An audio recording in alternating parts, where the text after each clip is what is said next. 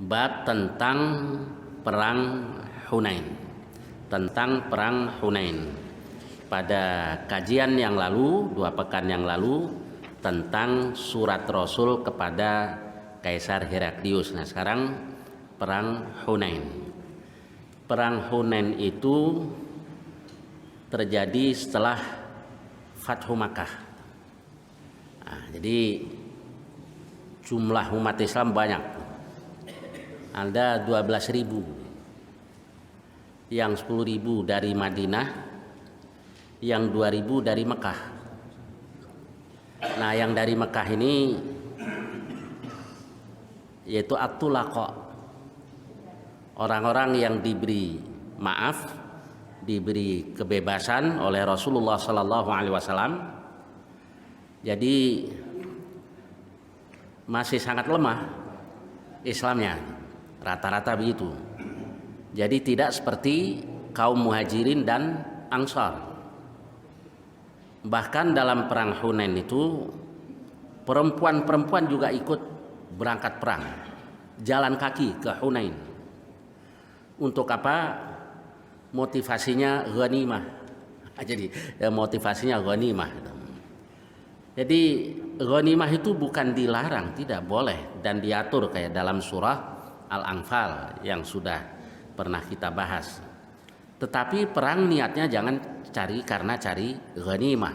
Bisa kalah nanti kalau niatnya karena cari ghanimah. Nah, karena orang-orang Mekah tadi rata-rata keislaman mereka masih lemah, nawaitunya itu sampai perempuan-perempuan ikut berangkat perang. Bahkan orang musyrik pun ada yang ikut berangkat ke Hunain.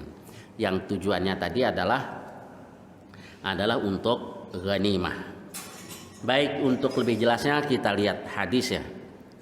Hadis 1163. Haditsul Bara, hadis dari Al-Bara, yakni Al-Bara bin Azib radhiyallahu anhu. Wa sa'alahu rajulun min Bani Qais. Ada seorang lelaki dari Bani Qais bertanya kepada Al-Bara, "Akuntum farartum ya Aba Umarah yauma Hunain?" Apakah kamu lari wahai Abu Umarah pada hari Hunain? Qala la wallah. Dia katakan, tidak, demi Allah. Ma walla Rasulullah sallallahu alaihi wasallam. Rasulullah tidak berpaling, tidak lari, tidak mundur. Walakinnahu kharaja syubbanu ashabi. Tetapi keluarlah anak-anak muda dari para sahabatnya, wa akhifa'uhum hussaran, wa akhiffa, khafif itu artinya kan yang ringan. Jadi orang-orang yang ringan maksudnya yang tidak membawa senjata yang membebani mereka, lenggang aja nggak bawa apa-apa. Kemudian hussaran artinya nggak pakai baju besi. Kemudian selanjutnya laisa bisilah, dijelaskan lagi tidak membawa senjata. Fa'atau qauman rumatan jam'a Hawazin wa Bani Nasr. Lalu mereka mendatangi satu kaum yang rumah, pandai memanah, ahli-ahli memanah. Yaitu sekelompok dari Hawazun, gabungan dari Hawazin dan Bani Nasr. Ma yakadu yasqutu lahum sahmun. Nyaris tidak ada anak panah yang jatuh. Maksudnya jatuh ke tanah, semua mengenai sasaran. Fa rasyaquhum rashqan ma yakaduna yukhtiun. Lalu mereka menyerang dengan anak panah bertubi-tubi yang hampir tidak luput. Jadi hampir semua mengenai sasaran. Fa aqbalu hunalika ilan nabi. Lalu di sana mereka menghadap kepada Nabi sallallahu alaihi wasallam, wa huwa ala baglatihil bayda. Nabi berada di atas kuda bagalnya, kuda begalnya yang berwarna putih. Kemudian wa ibnu ammihi Abu Sufyan ibn al-Harith ibn Abdul Muttalib yaqudu bih.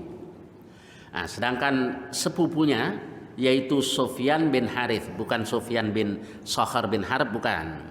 Kalau itu kan bapak dari Muawiyah, kalau ini sepupu Rasul.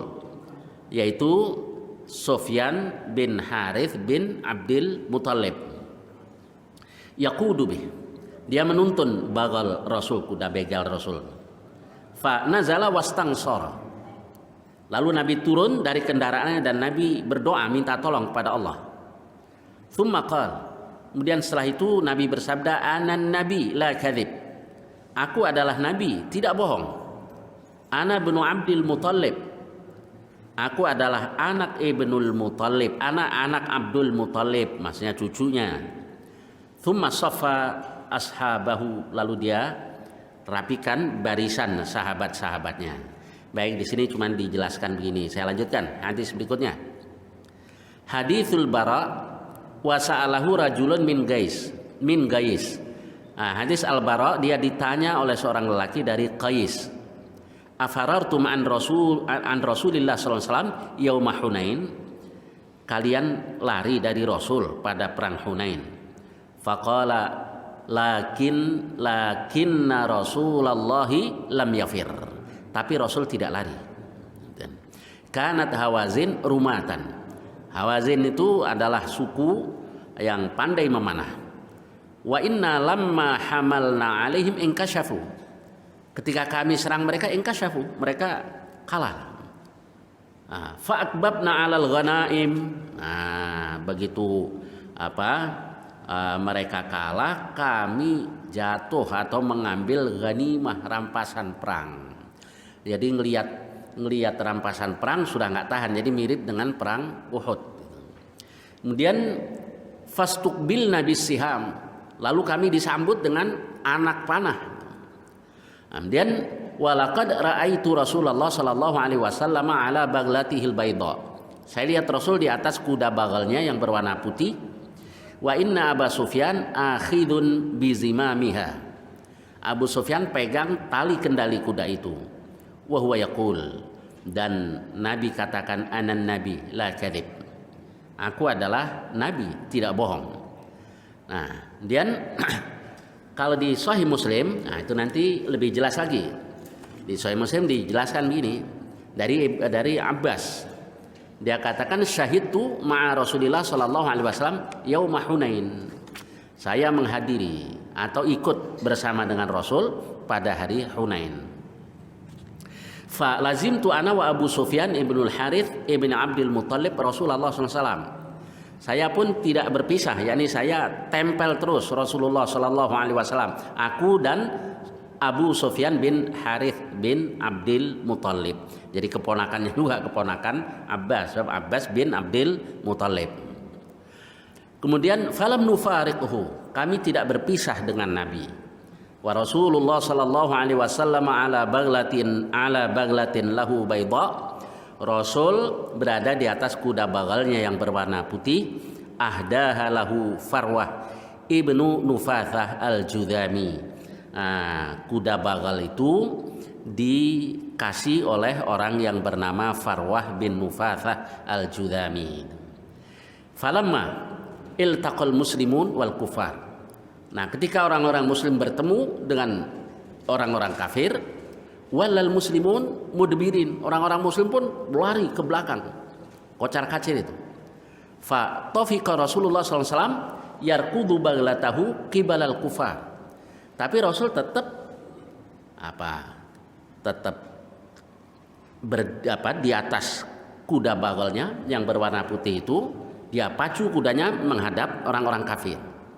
Qala Abbas, lalu Abbas paman Rasulullah ini katakan, wa ana akhidun bilijami baglati Rasulullah SAW, aku yang pegang tali kendali bagal Rasulullah SAW. Akufuha iradata alla tusri', saya tahan dia, jadi dipegang tali kendalinya biar kudanya tidak buru-buru lari. Wa Abu Sufyan akhidun birikabi Rasulullah SAW, sedangkan Abu Sufyan memegang pelana kuda tersebut. Faqala Rasulullah SAW, lalu Rasul katakan, ay Abbas nadi ashabas samurah, wahai Abbas panggil, serulah ashabus samurah. Samurah kan nama sebuah pohon yang banyak durinya. Maksudnya panggil orang-orang yang dulu ikut dalam Bai'atur Ridwan. Jadi ashabus samurah. Faqala Abbas, lalu Abbas katakan wa kana rajulan sayyitan. Abbas itu seorang lelaki yang suaranya keras. Faqultu bi'a'la sauti. Aku katakan dengan suaraku yang paling tinggi, aina ashabus samurah? Mana ashabus samurah atau ashabu bai'atir ridwan? Nah, ini juga cara yang diajarkan oleh Rasulullah SAW untuk membuat umat Islam makin berani menghadapi orang kafir. Mana ini yang tempo hari ikut baiat di bawah pohon samurah atau pohon ridwan? Akan tersentuh kan hati mereka dipanggil gitu. Qal fa wallah. Lalu dia katakan demi Allah. Laka'anna atfatahum hina sami'u sauti atfatul baqar ala auladiha. Ketika mereka mendengar suaraku, seolah-olah mereka bergegas mendatangi Nabi seperti sapi yang mendatangi anaknya. Atfah itu belas kasih itu. Bagaimana sapi kalau dipanggil anaknya gimana? Terus ambing susunya udah penuh, pasti dia lari buru-buru mendekati anaknya. Nah seperti itu. Begitu dipanggil aina ashabus samurah, pada datang mendekati Rasulullah Sallallahu Alaihi Wasallam. Faqalu, lalu mereka katakan ya labbaik ya labbaik. Qal, Nabi bersabda faqtatalu wal kufar wad da'watu fil ansar. Lalu dia katakan, ini Abbas, lalu mereka berperang dengan orang-orang kafir dan selanjutnya adalah panggilan seruan buat orang-orang Ansar. Yaqulun, mereka katakan ya ma'syarul ansar, wahai segenap kaum Ansar, ya ma'syarul ansar. Terus dipanggil semuanya. Thumma kusiratid da'wah ala banil Harith ibnil Khazraj. Kalau Al-Ansar itu kan meliputi Bani Aus dan Bani Khazraj. Jadi setelah dipanggil secara umum, mana ini kaum Ansar, lalu dipanggil secara khusus, yaitu mana anak cucu Haris bin Khazraj. Jadi Rasul ya paham betul dengan faktor sosiologis lah itu. Saya pernah diskusi sama teman, ngapain kita mesti belajar sosiologi, belajar psikologi dan seterusnya, dakwah aja. Dulu di zaman Nabi nggak pakai belajar begitu. Saya bilang begini, ya memang belum ada. Di zaman sosiologi itu tersusun satu ilmu kan baru 18 kalau nggak salah ya. Psikologi juga dia dulu, filosof ya ada dasar-dasarnya. Tapi belum seperti sekarang. Ya betul kalau Rasul dan sahabat nggak pakai belajar itu, tapi dipakai ternyata masalah-masalah sosiologis dan seterusnya. Coba kalau kita di Jakarta ini panggil anak-anak muda, woi Bani Fulan, cuek. Apaan Bani? nggak ini ya, nggak tersentuh kan ya. Karena kita nggak biasa panggil Bani. Bani apa ini? Allah yarham sesepuh sini siapa dulu? Bani siapa ya? Mertuanya Ustadz Hamid siapa? Misalnya dipanggil begitu kan belum tentu tergerak. Bani siapa gitu ya? Bani siapa? Bani Ishaq. Ya. Tapi kalau dipanggil, woi anak Selipi, mana nih? Nah baru bergerak. Anak Duping, duko pinggir gitu ya. Anak Gangmes, pemuda-pemuda Gangmes, baru tergugah. Berarti ya Rasul nggak belajar lah masalah sosiologi, nggak belajar, sahabat juga tidak, tapi dipakai hal-hal yang seperti itu. Bagaimana cara membangkitkan sentimen mereka, di emosi mereka tuh. Hei Bani Fulan. Nah, apalagi kayak tadi disebut wahai ashabus samurah. Mana ini ashabus samurah? Ashabu Ridwan yang dulu ikut dalam bai'atur Ridwan, bergegas langsung disambut spontan pada datang kayak sapi yang lari-lari mendatangi anaknya. Baik, kemudian selanjutnya fanadhara Rasulullah sallallahu alaihi wasallam wa huwa ala baglati. Rasul pun melihat, sedangkan Rasul berada di atas bagolnya, kal mutatawil 'alaiha ila qitalihim. Seperti orang yang menyeru, mengajak mereka untuk memeranginya. untuk memerangi orang-orang kafir. Lalu Rasul katakan, "Hada hina hamiyal watis." Nah, inilah saatnya ketika tungku sudah membara, sudah panas, itu istilah untuk nih perang lagi rame-ramenya ini. Maksudnya kan kok malah pada kabur? Jangan kabur, nih perang lagi rame-ramenya nih. Nah, kemudian Abbas katakan, "Tsumma akhadha Rasulullah SAW hasoyatin." Lalu Rasul mengambil beberapa kerikil atau pasir, diambil, dilemparkan. Kemudian selanjutnya Nabi katakan, "Faroma bihinna wujuhal kufar." Nabi lemparkan ke wajah orang-orang kafir itu. Tsumma qala. Kemudian Nabi berkata, "In hazamu wa rabbi Muhammadin." Mereka kalah demi Tuhannya Muhammad. Abbas katakan, "Fadhahabtu angdur." Saya pun mulai melihat, "Faidal qitalu ala hayatihi fi ma'ara." Tiba-tiba peperangan itu ya seperti keadaannya sebagaimana yang aku lihat. Jadi perangnya dahsyat dan orang-orang kafir kalah. Dan fawallah, demi Allah, ma huwa illa an ramahum bihasayatihim. Dia tidak lain melainkan Nabi lempar mereka dengan pasir-pasir, semuanya terkena debu, terkena pasir tadi. Fama ziltu ra'a haddahum kalilan wa amrahum mudbiran. Terus saya lihat haddahum kalilan, kekuatan mereka jadi melemah, wa amrahum mudbiran, dan mereka berpaling lari ke belakang. Nah, baik, jadi dalam perang Hunain itu banyak pelajaran buat kita. Itu diantaranya yang Allah sebutkan dalam surah At-Taubah dari ayat 25 sampai 26 tuh. A'udzubillahi minasyaitonir rajim. Laqad nasarakumullahu fi mawatin katsirah. Sungguh Allah telah menolong kamu di banyak tempat. Di Badar juga ditolong oleh Allah. Maksudnya jangan kecil hati itu. Bahwa kadang-kadang kalah, iya itu wajar. Kemudian wa yauma Hunain. Dan di hari Hunain, idz a'jabatkum kathratukum. Tatkala membuat kamu takjub jumlah kamu yang banyak. Jadi ternyata ini salah satu sebab kekalahan. Jadi kalau dalam perang itu sudah ada sombong, kemudian menganggap musuh itu enteng, bisa kalah nanti. Baik, kemudian teriak-teriak pengen ketemu musuh juga nggak boleh. Kata Rasul, la tatamannau liqa'al adu. Jangan kamu berharap ketemu musuh. Mana ini orang kafir, gue bantai ini. Wah, ada orang yang sesumbarnya, masya Allah ya. Yang kayak begini mah kalau ketemu kabur. Karena kayak ular nih, ular apa itu yang, ular yang kobra. Nyemprot doang kehabisan tenaga tuh. Baik, kemudian Nabi larang gitu. La tatamannau liqa'al adu. Tapi wa idza laqitumuhum fasbutu. Kalau kamu bertemu mereka ya teguhlah, bertahanlah, jangan kabur.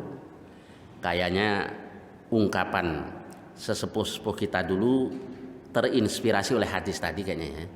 Musuh jangan dicari, ketemu jangan lari. Cuma persoalannya motivasinya aja. Berebut lahan parkiran. Nah, yang gitu-gitu. Coba kalau dirubah ke apa? Ke membela agama Allah tuh baru cakep. Baik, jadi kemudian lanjutan dari ayat tadi, tsumma anzalallahu sakinatahu ala rasulih.